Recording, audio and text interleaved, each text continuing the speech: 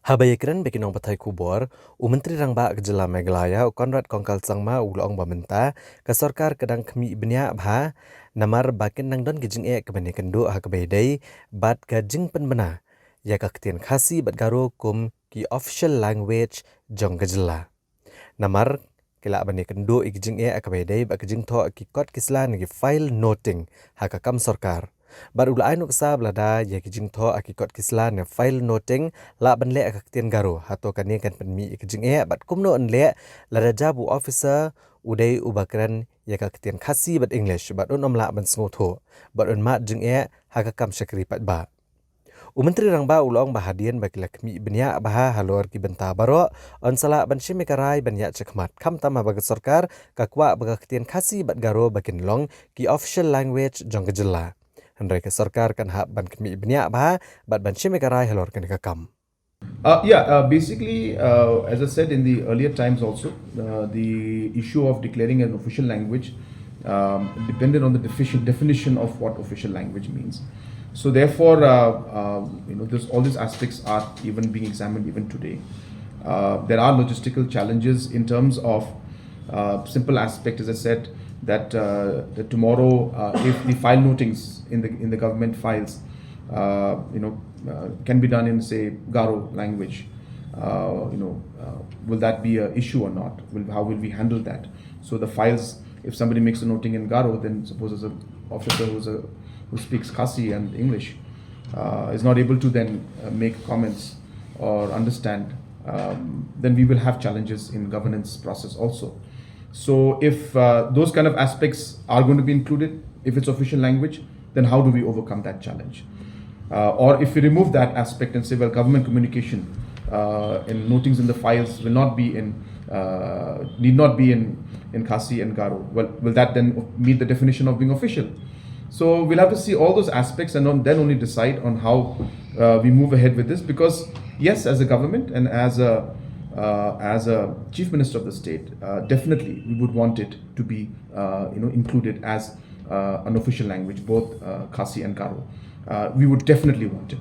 But what does it mean? And how do we handle the consequences of that? And if notings in the files, as I said, have to come in Khasi and Garo, and how will the officials deal with that, and what will it have impact on governance? Just one example I'm giving. We have to examine all of those aspects and then take a call. Ha kebaidai baga kami penbej upur usam. Conrad Kongkal Sangma uli tho boleh keren bat Menteri Rangba ke Jylla Assam Himanta Biswa Sarma nagbenta bandet jurep belang ya katan Block 1 bat ya katan Kanduli Psiar.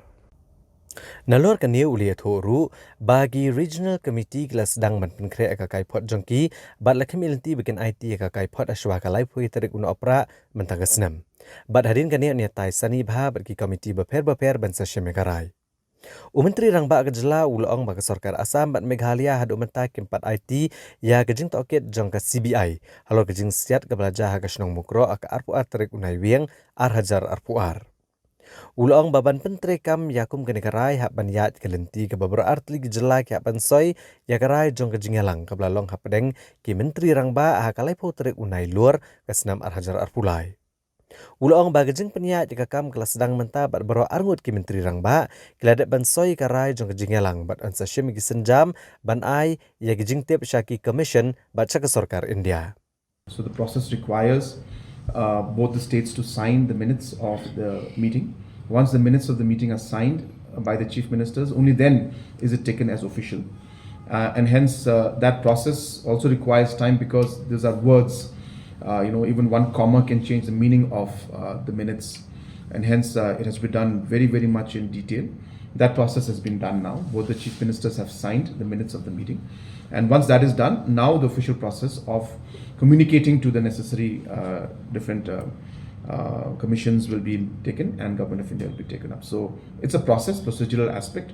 It has been done, and in the minutes there are other aspects also which we had mentioned, where we will see the withdrawal of forces from the different state governments in different areas at a substantial level, I should say. I don't want to go into details, especially in sensitive locations, which again will see that the tensions will go down substantially.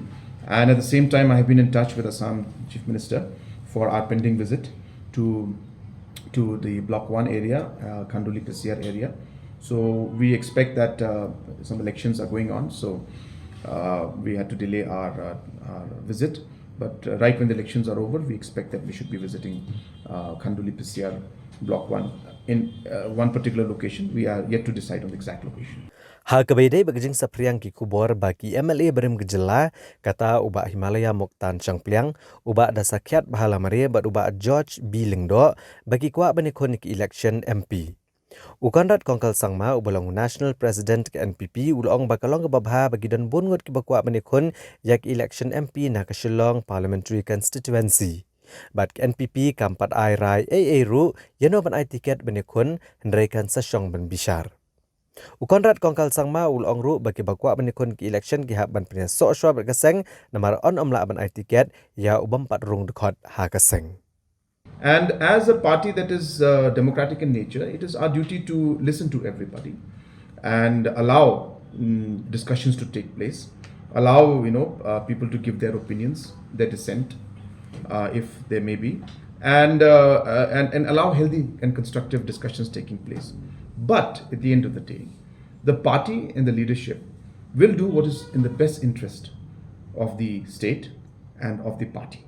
And therefore, we expect that everybody will give their opinions, but ultimately everybody will also follow the decision that the party makes, because we will make a decision that is democratic in nature and a decision that is in the larger interest of the state and of the party. It's not something that is there. I will not call it unhappiness. I'll just call it emotions. I will say that people are emotional about certain things. People are emotional about their leader, their candidate, the person they support, and it's only natural, and there's nothing wrong in it. But as I said, and we respect it. But at the end of the day, as I said, we will work with everybody, and we will ensure that whatever decision we take will be in the best interest, as I said, of the state and the party. It reflects that there are a lot of people who are keen to contest on their party ticket. It shows that there's a demand for it, and it is a positive sign for us. That's how I see it. But yes, there are challenges, and obviously we have to carry everybody along. As I mentioned to you, and I stick to my point, that whenever we decide on anything, we normally would want to carry everybody along. We would like to take a democratic decision. We would like to take a consensus decision if possible. Sometimes it's possible, sometimes it's not. And so all the aspects that are there, we will definitely look into all of that, and we will definitely examine all the plus and minus of everything. But at the end of the day, there can only be one candidate. And we will take the decision when the time is correct and when we are able to take everybody on board and then take a decision. So therefore, I don't want to say anything about who's approaching whom or who's in the list or not list. These things are dynamic in nature and it will keep happening. But as I said, I stick to my simple point that we will decide what is in the best interest of the state and of the party.